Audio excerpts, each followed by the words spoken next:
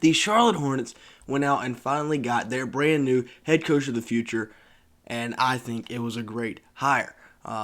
Mitch Kupchak, Michael Jordan came together. They got their guy. Obviously, James Borrego was not working out for us. Two back-to-back insanely large play-in losses, and then we were in the 4 seed.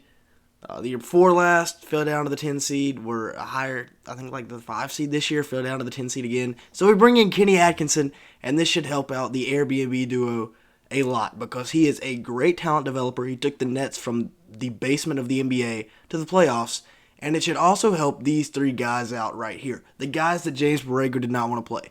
JT Thor, Kai Jones, James Bouknight. All kinds of potential between those three guys, and I think Kenny Atkinson's going to come together to unlock it for us. So we'll talk about that more in a second. Before we get started, make sure to like button and subscribe button if you do enjoy at any point, and make sure to stick around to the end of the video, as it really helps us out in the YouTube algorithm. Now, the new coach, of course, Kenny Atkinson from the Golden State Warriors, former coach behind Mike Budenholzer, coached in Brooklyn, like I said, but he's going to help out Lamelo Ball and the rest of this Hornets squad so much. Turned Karis LeVert from the 22nd overall pick into an all-star caliber player. Spencer Dinwiddie went from kind of mid, a G leaguer, to a really good piece on that Nets team, and D'Angelo Russell became an all-star under him as well. So that's three guards right there that have really blossomed under him. Last year, Terrence Mann in L.A., because Atkinson was an assistant in L.A., Terrence Mann became a pretty dang good player for them. Or at least an up-and-coming one. And then this year in Golden State, you look at guys like Gary Payton Jr., or Gary Payton II, that came out of the G League. Jordan Poole has really taken off, up to like 19 points a game this year. And then guys like Kuminga and Moses Moody, their draft picks, are looking to become really big rotational players for them next year. And if they weren't in the finals, they'd be playing right now. Kuminga was even getting starting minutes in the NBA playoffs after not really playing most of the year. So there's that. But yeah, the draft picks that we have. Kenny Atkinson was quoted as he really, really likes lottery picks. He said after he rebuilt the Nets, he would have loved to have a couple of lottery picks to work with, but never got that in Brooklyn.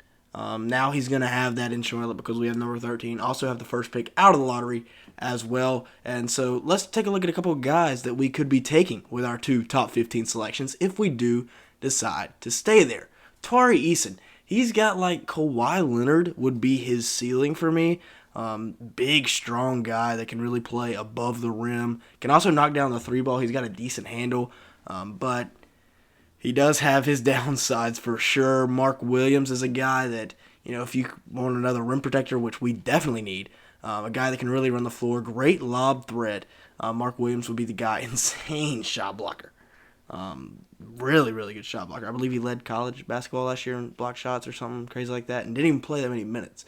Ochai Agbaji, a guy that we can bring in off the bench. Great defender, great three-point shooter, can score at all three levels, would be a perfect wing guy to plug in there.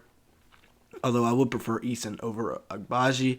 And then Jeremy Sohan, who probably does not fall to us.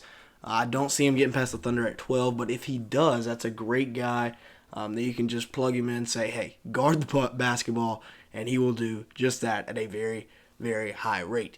Now, some guys that are going to be even better, or at least one guy, Lamelo Ball. 20 points per game last year as a 20-year-old, 7.6 rebounds, and 6.7 assists for Melo, and expect for him to take even bigger strides this year.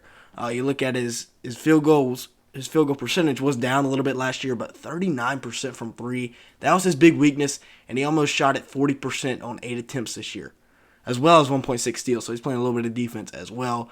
Again, 20 years old, like we said. 3.3 turnovers is a little bit more than I would like in 32 minutes, but hey, the primary point guard, so you're going to have your turnovers. Just need to try to bring it down a little bit. Now, here are some guys that you need to look at to have breakout years. James Bouknight, a guy a lot of people are projecting to have a breakout year. We saw it in the Philadelphia game where he put up 25 points in like 16 minutes. He had a huge game. He can really shoot the three ball, can really attack the rim. Great slasher, super athletic, as you'll see here in a second with this putback dunk right here off the Gordon Hayward missed three. Whew, all kinds of athleticism. I can't wait for Book Knight to get on the court because he's a bucket getter. And then we also got other guys. Jalen McDaniels is a guy at 6'10". He's got all the tools.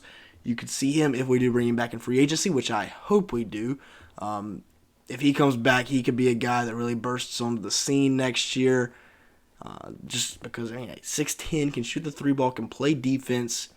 All the tools are there. Like I said, Kai Jones, about 7 foot, can run and jump like a rabbit. He's super athletic as well, needs to put on some pounds. If we do bring back P.J. Washington, this is a guy that I feel like could take a huge step like we saw with Miles in year 3 or year 4, whichever one I think he's going into year 4. And then J.T. Thor, another guy, kind of the secret weapon for the Charlotte Hornets squad.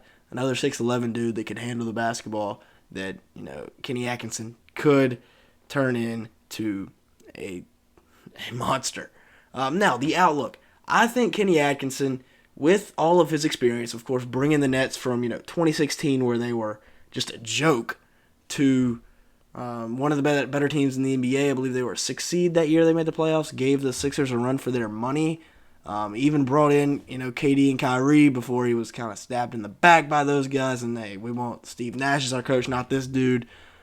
But I think he's going to be huge for this Hornets squad in taking the next step forward and becoming, a legit playoff contender next year. With that being said, that's going to be it for today's video. Thank you so much for watching. Make sure to the like button and the subscribe button if you did enjoy. At any point, leave me a comment down below if you think the Hornets made the right hire or not. If not, who would you have hired? And with all that being said, thank you so much for watching today's video.